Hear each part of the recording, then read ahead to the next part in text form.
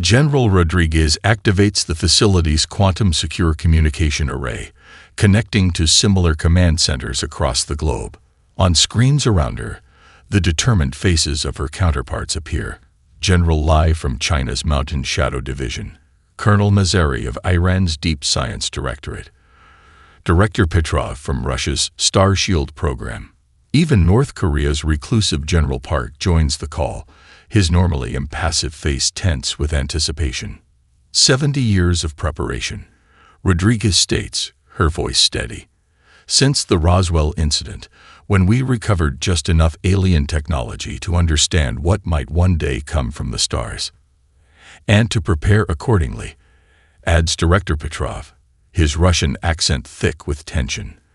Though I doubt our predecessors imagined it would happen quite like this. A young lieutenant rushes into the Pentagon bunker, tablet in hand. General, we've completed analysis of the alien vessels. Their energy signatures match Profile Omega from the Roswell wreckage. Rodriguez's eyes widen. You're certain? Profile Omega. Yes, ma'am. Same quantum resonance pattern. The implications ripple through the assembled leaders. Profile Omega, the signature that suggested the Roswell craft had been a scout for a militaristic, expansionist civilization. The nightmare scenario they'd prepared for since the Cold War, when rival nations had secretly agreed that certain existential threats transcended political differences. Activate the Artemis Protocol, Rodriguez orders. Beneath the world's oceans, within mountain bunkers, and hidden in remote desert facilities, systems that had been waiting for decades begin to power up.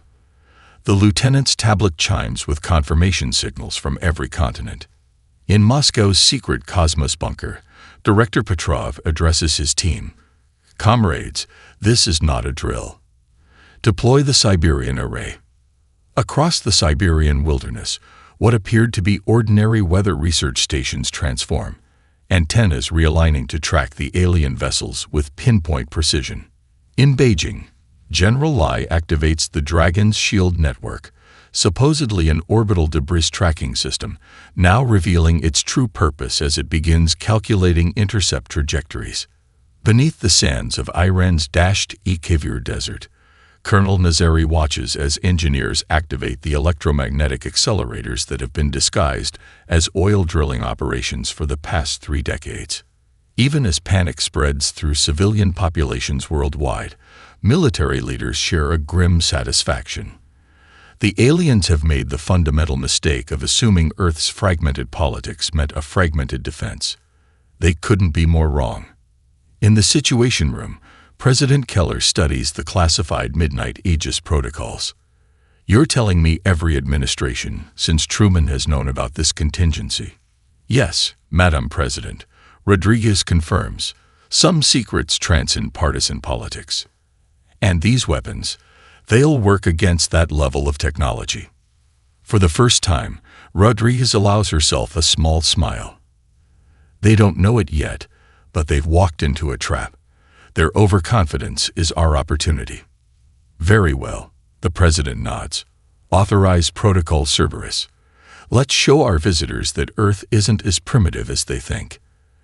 As dawn breaks over a frightened world, humanity prepares not for surrender, but for the most important battle in its history. Deep in the New Mexico desert, at the True Sight 51 facility, Dr. Ellie Chen powers up the Quantum Prediction Matrix, a system designed specifically to analyze and counter alien shield technology. Captain Zuri banks her F-35 sharply, the G-forces straining against her specialized flight suit. Below her, the Pacific churns with massive waves from the Imperial vessel's impact. Through her helmet display, she watches the real-time battlefield assessment as STRATCOM coordinates the global counterattack. Thunderbird Squadron, this is Nest. Primary targets neutralized, but we have escape pods launching from all 3 vessels. Intercept and observe only. We need prisoners.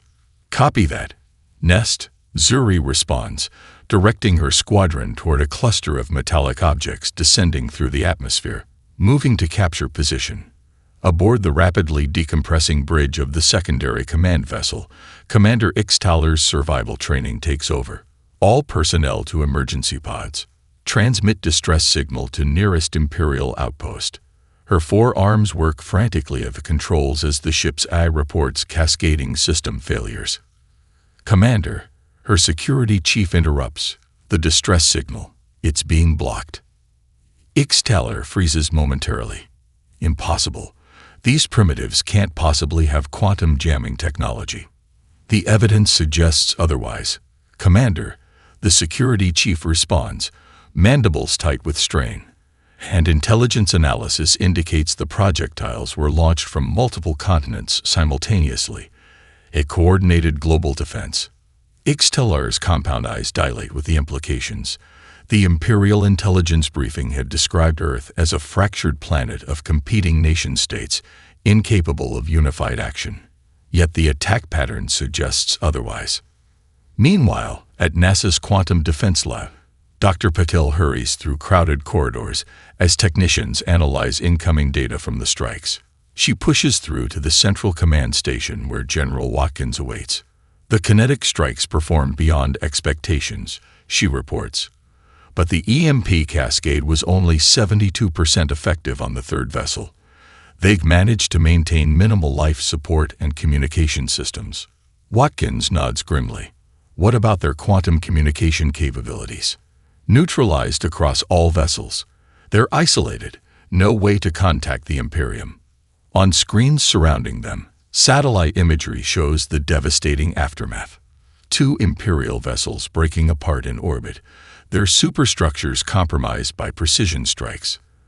The third, severely damaged but intact, descends in an uncontrolled glide toward the Pacific. Their technology is... Dr. Patel hesitates, searching for the right word. Remarkable, but strangely rigid. Their shields were calibrated to handle energy weapons, plasma, laser, particle beams, but they clearly never expected simple kinetic impacts delivered with precision. Classic military blind spot. Watkins notes, you prepare for what you know. They've been the dominant force for so long, they've forgotten how to innovate defensively. In orbit, specialized capture vessels, converted from International Space Station modules, approached the floating debris of the lead warship. Inside, aerospace engineers in pressure suits collect intact components with methodical precision. Propulsion system largely intact, reports Dr. Omar Reyes, his voice crackling over the comm. And, wait, we've got what appears to be their central computing core. Minimal damage. Halfway around the world, inside China's newly revealed Deep Space Monitoring Facility, General Lai receives the initial assessment. Preliminary analysis suggests their quantum technology is similar to our theoretical models. He informs the Global Defense Council via secure link. But their application is inefficient. They've had no real competition to drive innovation. British Royal Navy vessels converge on the projected splashdown zone of the 3rd Imperial ship. Admiral Halsey addresses his fleet. Remember, we need that ship as intact as possible. This is no longer about defense. It's about acquiring their technology. As Imperial escape pods break through cloud cover, they're greeted by squadrons of fighter jets from a dozen nations, all converging with disciplined precision. Within the lead pod, Commander Ixtaler watches through a viewport as her escape vessels are surrounded by Earth aircraft flying in close formation, a level of coordination that should be impossible for a pre-FTL civilization. The intelligence division, she whispers, made a catastrophic miscalculation. The Babel facility's international dining hall buzzes with the energy of caffeine and breakthrough discoveries. Here, in this neutral territory, scientists who would once have been kept apart by geopolitics now share tables and ideas with remarkable openness. Dr. Zhang picks at her lunch while reviewing quantum equations on her tablet. At the same table, Israeli physicist Dr. Levi argues enthusiastically with his Saudi Arabian counterpart, Dr. Nazim, about theoretical applications of the alien propulsion system. The spatial folding mechanism doesn't violate conservation of energy, Levi insists, sketching on a napkin. It bypasses it by manipulating the dimensional constants themselves, which requires energy on a scale we've never produced. Nazim counters, swiping the napkin to add his own notations. Unless, his eyes widen as an idea strikes, unless we reconfigure the quantum flux inhibitor to create a cascading resonance pattern. Levy finishes, excitement overriding decades of geopolitical tension. Both scientists jump up simultaneously and rush toward the propulsion lab, shouting for Dr. Zhang to join them. In the weapons analysis section, Canadian engineer Dr. Okonkwo carefully manipulates robotic arms to disassemble an Imperial energy weapon. Her team includes former competitors from weapons manufacturers across the globe, all now focused on a common goal. The particle acceleration chamber uses a metamaterial we've never encountered, she notes, magnifying the component on the main screen. It allows for perfect containment of the plasma stream without energy bleed. We might replicate it using graphene lattices doped with the element we found in their power cells, suggests her Russian colleague, Dr. Petrov.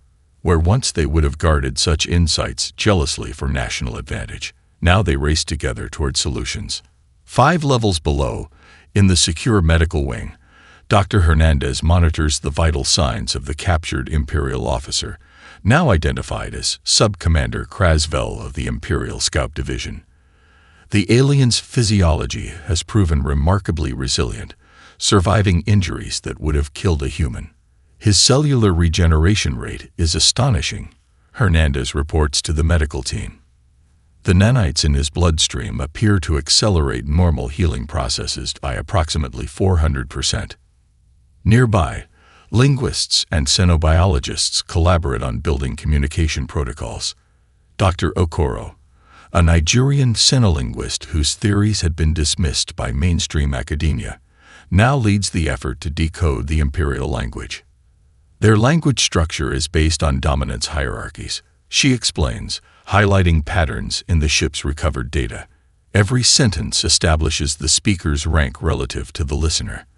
There's no linguistic concept for equal in their communications, only superior and inferior positions. This discovery sends ripples through the diplomatic teams preparing for eventual contact. Ambassador Chen from the newly formed Earth Diplomatic Corps makes note. Their entire civilization is built on hierarchical thinking. This explains their conquest-based approach to other species.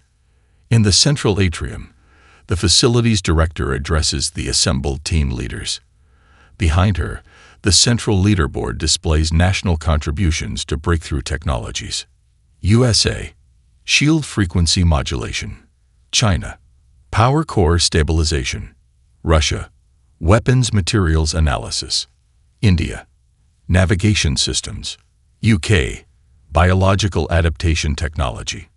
Brazil, atmospheric reclamation systems. Nigeria, xenolinguistics translation matrix. Today marks a milestone, the director announces. The first successful test of our hybrid propulsion system demonstrates that we can not only understand their technology, we can improve upon it.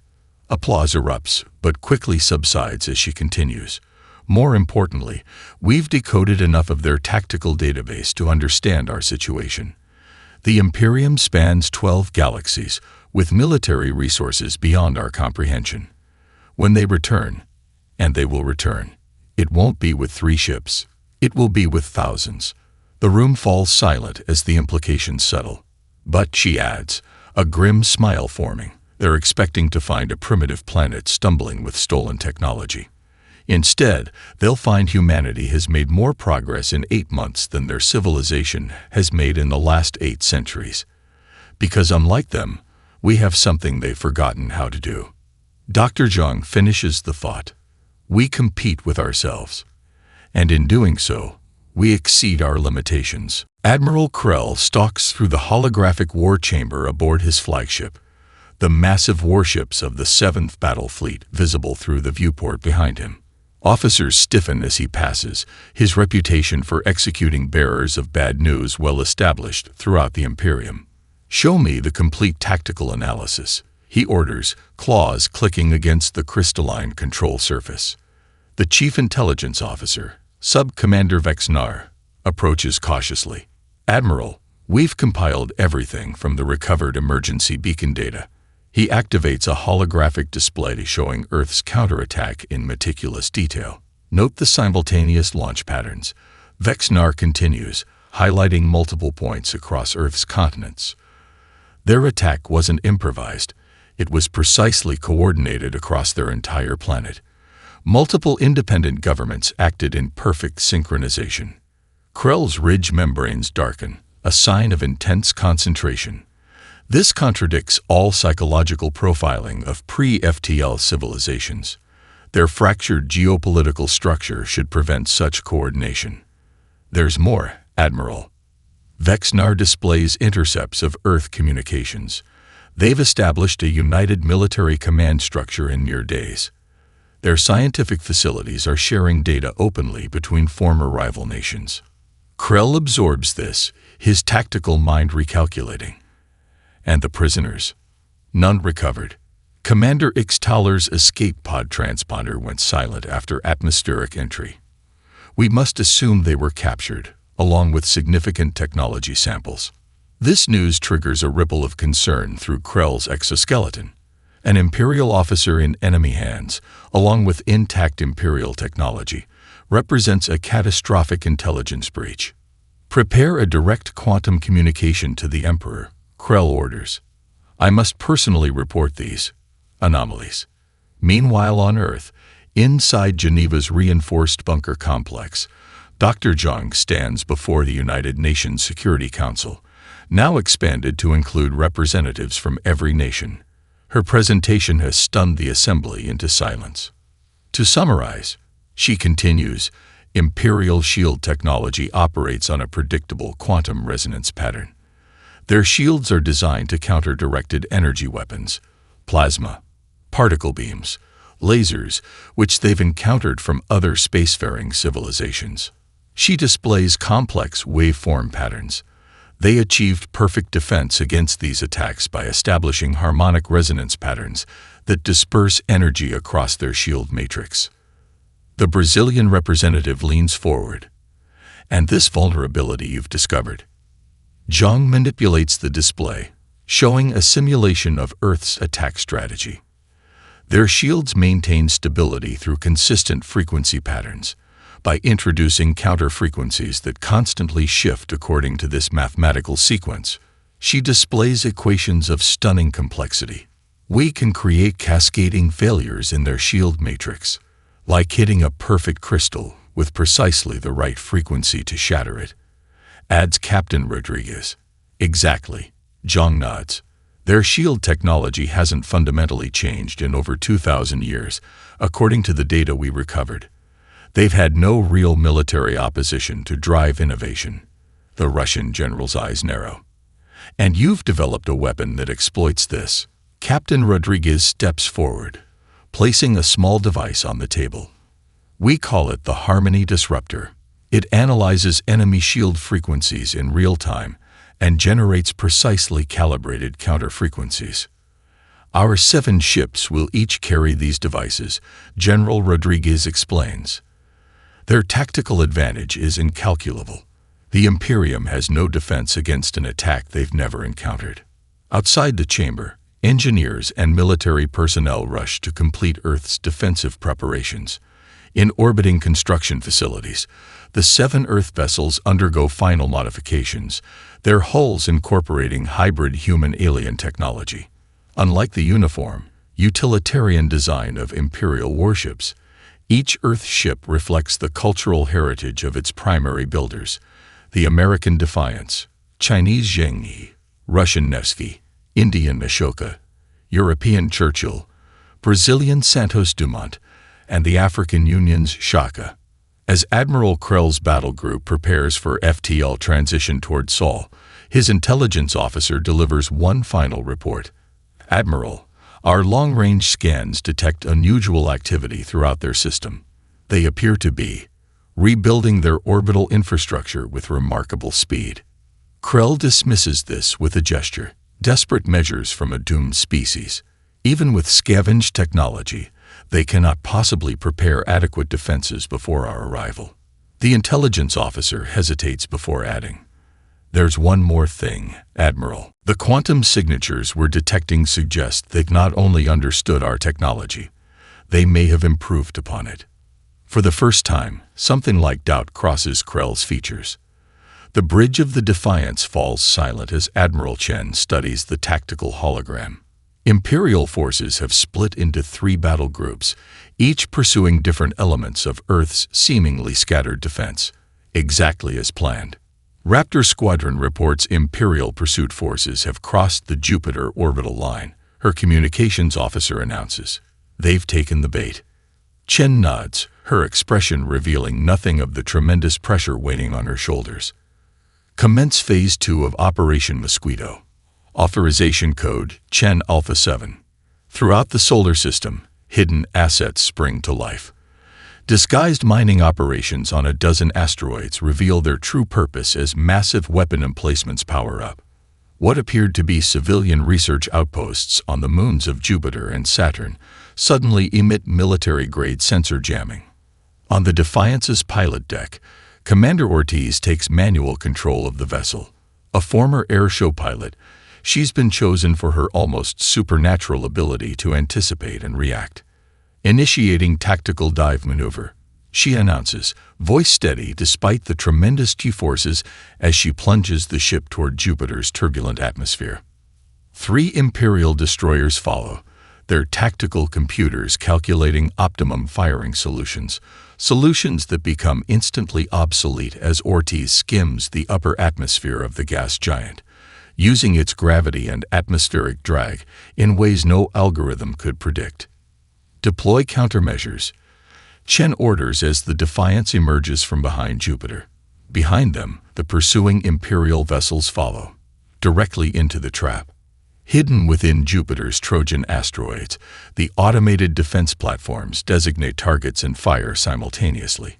Dozens of kinetic penetrators accelerate to incredible speeds, each programmed with the shield frequency vulnerabilities Dr. Zhang discovered. Imperial vessels attempting evasive maneuvers, reports the tactical officer. Too late. Impact in 3, 2, 1. The lead Imperial destroyer's shields flicker and fail as precisely calibrated frequency disruptors create catastrophic harmonic resonance. The kinetic penetrators strike true, punching through the suddenly unprotected hull. Secondary explosions ripple along its massive frame as the vessel breaks apart. Aboard the Imperial command ship Inexorable Destiny, Admiral Krell receives the disturbing reports from across the battlefield. The humans are using gravitic assist maneuvers that our targeting systems cannot track effectively, reports his executive officer. They're exploiting the gravitational fields of planets and moons in ways our tactical computers consider irrational. Because they are irrational, Krell snarls. No trained military commander would attempt such maneuvers. The risk of calculation error is too great, and yet they execute them perfectly. The officer responds, mandibles tight with tension. Their pilots are flying manually, Admiral. They're improvising in real time. On the other side of the solar system, the Brazilian vessel Santos Dumont draws 5 Imperial cruisers into Saturn's ring system. Captain Oliveira, a veteran of rainforest counterinsurgency operations, employs tactics that defy conventional space warfare doctrine. Releasing kinetic mines, she orders. Hundreds of seemingly inert debris fragments scatter among Saturn's rings, indistinguishable from the natural ice and rock. The pursuing Imperial vessels, unable to distinguish the mines from the surrounding ring material, plow directly into the field. When detonated by precise laser signals from the Santos Dumont, the mines create an expanding debris cloud that shreds the Imperial vessel's external sensor arrays and weapons emplacements. Meanwhile, the Russian vessel Nevsky deliberately allows itself to appear critically damaged, drifting helplessly as 3 Imperial battlecruisers move in for the kill. Captain Petrov, a former submarine commander, has powered down all non-essential systems to minimize detection. Wait for optimal position, he orders, his crew tense but disciplined. As the lead Imperial vessel moves within 5 kilometers, targeting systems locking on for the final blow, Petrov gives the command. Execute Barracuda protocol. The Nevsky suddenly powers up, its hybrid engines flaring as it accelerates directly toward the Imperial vessel's bridge. At the last possible moment, it releases a swarm of autonomous attack drones that overwhelm the point defense systems before detonating directly against the shield generator nodes, the weak points identified in the captured Imperial technical data. Throughout the solar system, similar engagements unfold as Earth's seemingly outmatched defenders employ tactics that no Imperial commander can predict or counter effectively, because they've never faced an enemy fighting for survival on their home ground. The asteroid belt mining operation, Vulcan Station, had once been a joint European-Japanese commercial venture. Now, its massive hangar bays disgorge newly completed fighter craft at an astonishing rate. Chief Engineer Tanaka oversees the production line where automated systems, enhanced with reverse-engineered Imperial technology, construct vessels that would have been theoretical impossibilities mere months ago. Another squadron completed, she reports to Earth Defense Command. 36 Wasp-class interceptors ready for deployment. Across the solar system, similar transformations unfold. The Martian colony, originally housing just 12 scientists in prefabricated habitats, now sprawls across Acidalia Planitia. Massive construction domes cover square kilometers of the red planet's surface, their interiors buzzing with round-the-clock manufacturing. Within the largest facility, the skeletal frame of Earth's first true battleship, humanity's hope, takes shape. On Earth, the social transformation is equally dramatic. In university lecture halls that once taught abstract physics, students now learn practical applications of quantum field manipulation. Medical schools incorporate xenobiology modules. Linguistic departments develop translation matrices for potential alien encounters beyond the Imperium. We've had to completely reconceptualize education, explains Dr. Mkosi, addressing the Global Education Council. It's no longer about preparing students for existing jobs, but about creating a generation that can adapt to technologies we haven't even discovered yet. The former headquarters of Facebook in Menlo Park has been converted into the primary development center for Athena, the AI system designed to coordinate Earth's defenses. Dr. Chandra, lead developer, guides military officials through the facility where hundreds of quantum processors hum in temperature-controlled chambers. Athena isn't merely reactive, she explains. She anticipates. By analyzing thousands of historical human conflicts alongside the recovered Imperial battle doctrine, she's developing counter-strategies to tactics the Imperium hasn't even employed yet. In orbit above Earth, the massive O'Neill cylinder designated Sanctuary 1 rotates gently, its internal spaces housing 50,000 civilians, the first of many planned evacuation habitats. Inside, hydroponics bays and 3D manufacturing centers ensure self-sufficiency. Similar cylinders are under construction at Earth's Lagrange points, their modular design allowing rapid assembly using materials harvested from lunar mining operations. Perhaps most remarkably, Antarctica, once protected by international treaties, has been transformed into Earth's largest shipyard. The southern ice shelf, carved out by plasma drills, now hosts underwater construction facilities, where the freezing temperatures provide ideal conditions for certain manufacturing processes discovered in Imperial technology. United Nations Secretary-General Okafor tours the facility with Admiral Chen. The environmental impact, he begins, will be addressed once our survival is ensured. Chen interrupts gently. Every natural resource on Earth becomes meaningless if the Imperium returns and finds us unprepared.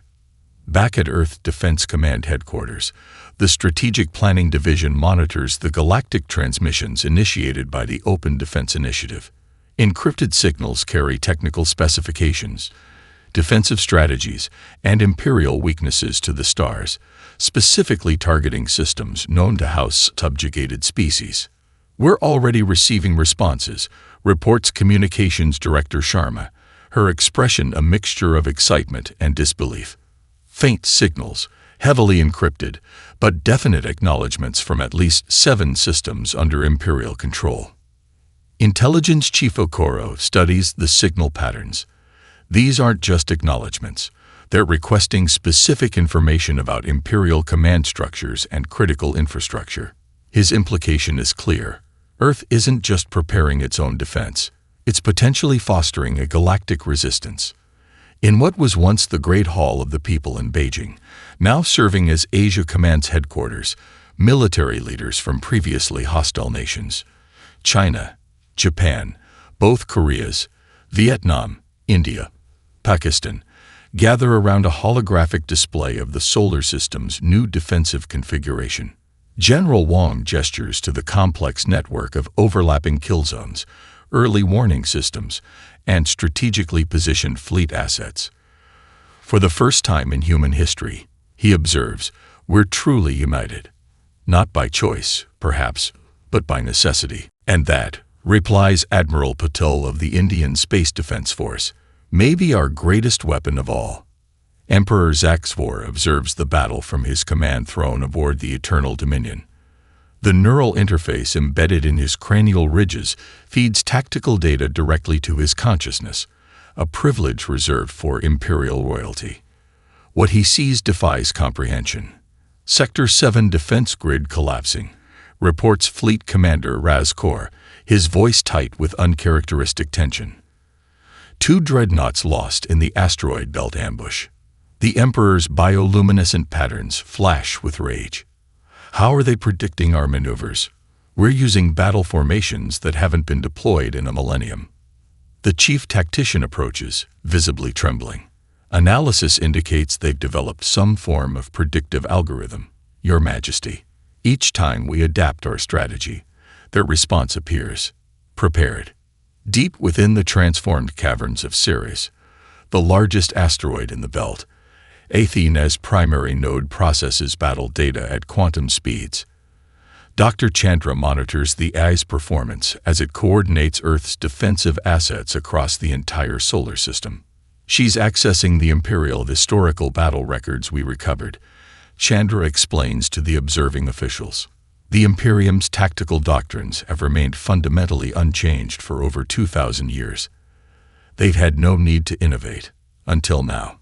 On Athena's primary display, a complex web of interconnected battle scenarios unfolds, a decision tree of almost infinite complexity that predicts Imperial responses based on their historical patterns and psychological profiles.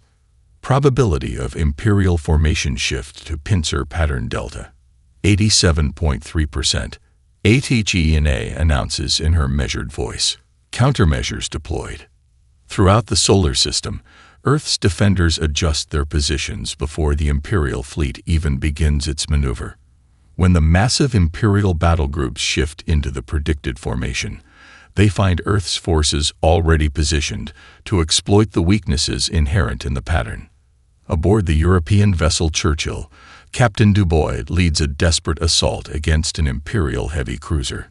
His ship, significantly smaller than its opponent, maneuvers with an agility that confounds Imperial targeting systems. Harmony disruptor at full capacity, reports his weapons officer. Shield frequency match achieved. Execute attack pattern Agincourt, Dubois commands, invoking the ancient battle where English longbowmen defeated numerically superior French knights, a fitting metaphor for their current situation. The Churchill executes a complex spiraling attack run, its weapons specifically calibrated to the Imperial cruiser's shield frequencies. As predicted, the massive shields collapse catastrophically, leaving the vessel vulnerable to the swarm of autonomous attack drones that follow in the Churchill's wake. On the 4th day of battle, the Emperor receives the most alarming report yet. Your Majesty, we're detecting quantum signals from within our own fleet, the communications officer reports. Multiple vessels are experiencing crew insurrections. The Emperor's inner eyelids flicker rapidly in shock. Explain. The subjugated species serving aboard our vessels, Taxilians in engineering, Vith in security divisions, they're revolting simultaneously across the fleet. They appear to be using communication protocols we cannot intercept. What the Emperor doesn't know is that Earth's Open Defense Initiative included quantum entanglement communication devices specifically designed for the subjugated species serving in the Imperial fleet. Smuggled aboard by maintenance drones during the initial skirmishes, these devices have allowed Earth to coordinate with potential allies within the Emperor's own forces. By the 6th day, the Imperial command structure begins to fracture. Ships commanded by pure-blooded Imperials maintain discipline, but vessels with significant numbers of subjugated species among their crews increasingly find themselves fighting internal battles as well as external ones. When the Eternal Dominion's secondary power core unexpectedly shuts down, sabotaged by Taxilian engineers who had received encrypted instructions from Earth, the Emperor finally confronts the unthinkable. Defeat is becoming a possibility for the first time in Imperial history. How? He demands of his increasingly desperate advisors. How could primitives who barely reached their own moon challenge the full might of the Eternal Imperium? His chief intelligence officer, bleeding from a wound sustained during a security breach, offers the only logical explanation. Because we judge them by their technology, Your Majesty, not by their capacity to adapt. And in doing so, we made a catastrophic error. 3 weeks after the historic treaty signing, Emperor Zaxvor stands on the observation deck of the International Space Station, now rebuilt and expanded to serve as a diplomatic neutral ground. The station, once destroyed as a casual demonstration of imperial power, now symbolizes the new relationship between Earth and the wider galaxy. You could have demanded reparations, he observes to Dr. Zhang, who accompanies him on this tour. Resource tributes from 1,000 worlds. Slave labor. Instead, you ask only for knowledge exchange and independence guarantees. Zhang studies the Emperor's alien features, searching for signs of comprehension. Those things would weaken both our civilizations.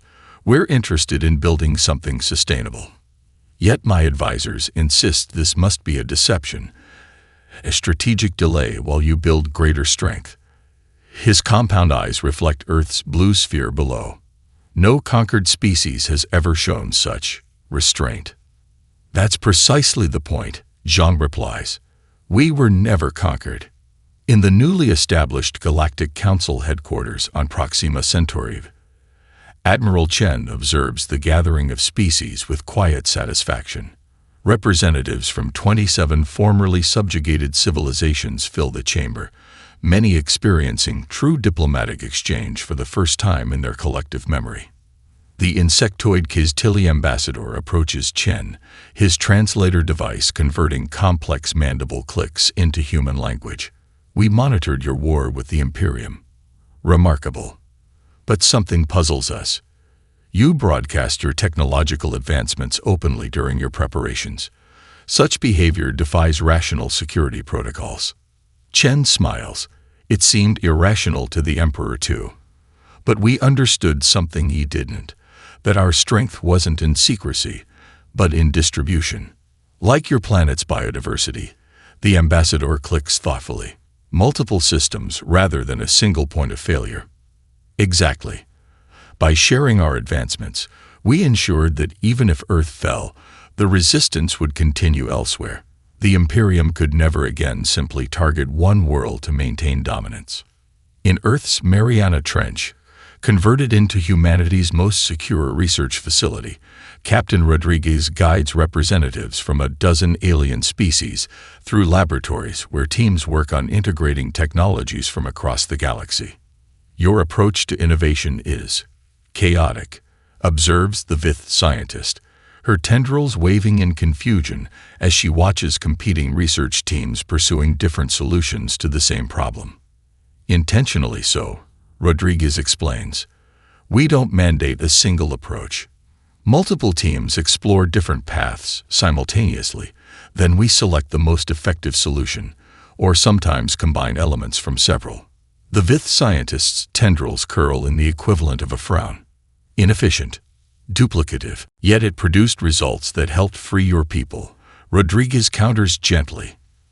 Understanding slowly dawns in the alien's multifaceted eyes. Meanwhile, in what was once the Imperial throne room on the homeworld Imperius Prime, Zax-4 addresses the newly formed Transitional Council, composed equally of Imperial nobles and representatives from formerly subjugated species. The treaty requirements are clear, he states, his voice carrying across the vast chamber. Full independence for any civilization that desires it. Equal representation in the Galactic Council. Demilitarization of Imperial forces beyond defensive requirements. Murmurs of discontent rise from the noble castes, but fall silent as Zax-4 continues. I have seen Earth's capabilities firsthand. They defeated our greatest armada not through superior numbers or even technology, but through adaptability and cooperation. If we resist these terms, they will not show mercy twice. Later, in his private chambers, Zax-4 reviews historical data that he had previously dismissed. Records of the Imperium's early civilization before conquest became their defining characteristic.